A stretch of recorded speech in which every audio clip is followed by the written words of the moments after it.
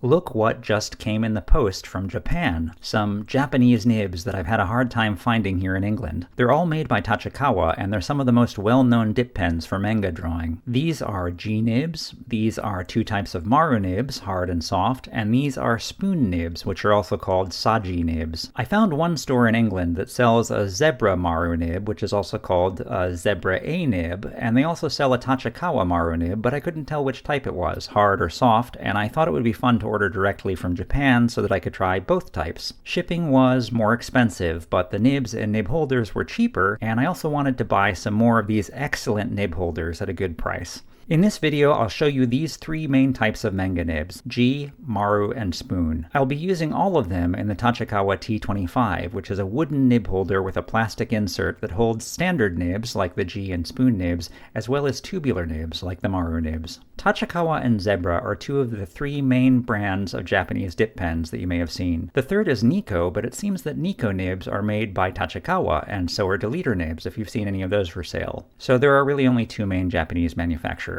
In Europe and North America, there are four main manufacturers of dip pens for drawing: Browse in Germany, Gillott and Leonardt in England, and Speedball/Hunt in the United States. I've tried a lot of the nibs that are made by these European and North American manufacturers, but the only Japanese nib that I've ever tried is the Zebra G.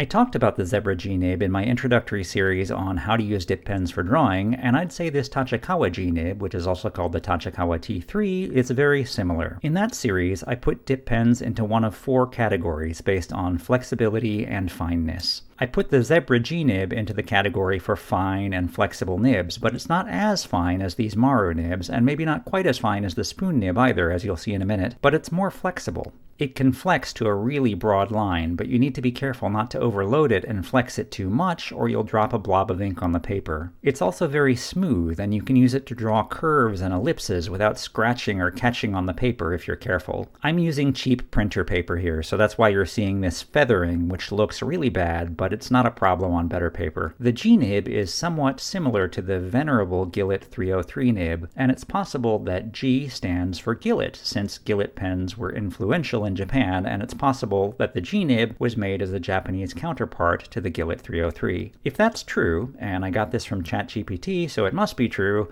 then I should note that there is also a G nib made by Leonardt in England, and so it's also possible that the Japanese G nib has been influential enough that the Leonardt G nib was made as an English counterpart. I couldn't get ChatGPT to tell me which G nib came first, but if you're a nib historian, please let me know in the comments. There are some differences between these G nibs, but these are not scientific tests, and the overall feel and line quality is very similar, so I don't want to split hairs here, or split hairlines for that matter. However, you'll see that I really struggled with the Leonardt G nib here. I kept overloading it, and that's a problem I've also had with other G nibs at other times. But they run out of ink quickly when I'm flexing them this much, and so I get tempted to overload them. The Gillott 303 is about as fine as the G nibs, and it can flex about as wide, but it's not as firm, and so it needs a lighter touch. You can use it to draw curves and ellipses, but it's not as smooth. It's scratchier, so you need to be more careful. There are lots of other general purpose nibs that can do the same job as these nibs, but the Gillott 303 and the G nibs are some of the best well known. The Maru nibs are great. They make super fine lines, and they're surprisingly smooth for such fine pointed nibs. The hard Maru nib is also called the Tachikawa T99, and the soft Maru nib is also called the Tachikawa T77, and I hope you can see that the hole in the soft Maru nib looks like a keyhole, with a circular part and a linear part, whereas the hole in the hard Maru nib only has a linear part, so that could help you to tell them apart. The soft nib also has some fine grooves near the tip, which the hard nib does not.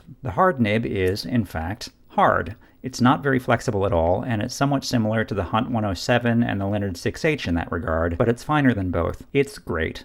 The ink didn't flow perfectly evenly when I was trying and failing to draw those ellipses, but it didn't catch on the page at all. The Tachikawa soft Maru nib and the Zebra A nib are a bit more flexible and a bit less smooth than the hard Maru nib. They're not as flexible as the Gillott 659 or the Leonardt 801, but they're smoother and finer. The Gillott 659 is very fine at the best of times, but it can be a tricky nib to use because it's sharp and scratchy, and sometimes it's hard to get the ink to flow. These are all very fine nibs. For scale, I'm showing you a Rotring Isograph technical pen with a 0.1mm nib. All of these tubular nibs can make lines that are at least as fine as that, which is really very fine. The flexible Maru nibs both feel somewhat similar in springiness to the Leonardt 801, but they're finer and they don't flex as wide. The spoon nib is also great. It's also called the Tachikawa T600C, but it says 600EF on the nib itself. It works like a slightly broader version of the hard Maru nib. It's much finer than I was expecting, finer than the Hunt 513EF, which has a similar shape, and finer than the Hunt 107 and the Leonardt 6H. And it's really, really smooth. You could draw ellipses all day with this nib and not catch the paper. And the ink flowed really evenly in those ellipses, unlike the hard Maru nib. I really like this nib. Whenever I'm feeling frustrated with dip pens, I think, why am I using these weird old-fashioned pens, and why don't I just use something more normal and modern like a fineliner? But these don't feel weird or old-fashioned, and maybe that's because of this modern packaging, which tells you which nibs are compatible with this nib holder, and tells you how these nibs compare to one another. This is how Tachikawa ranks them in terms of fineness,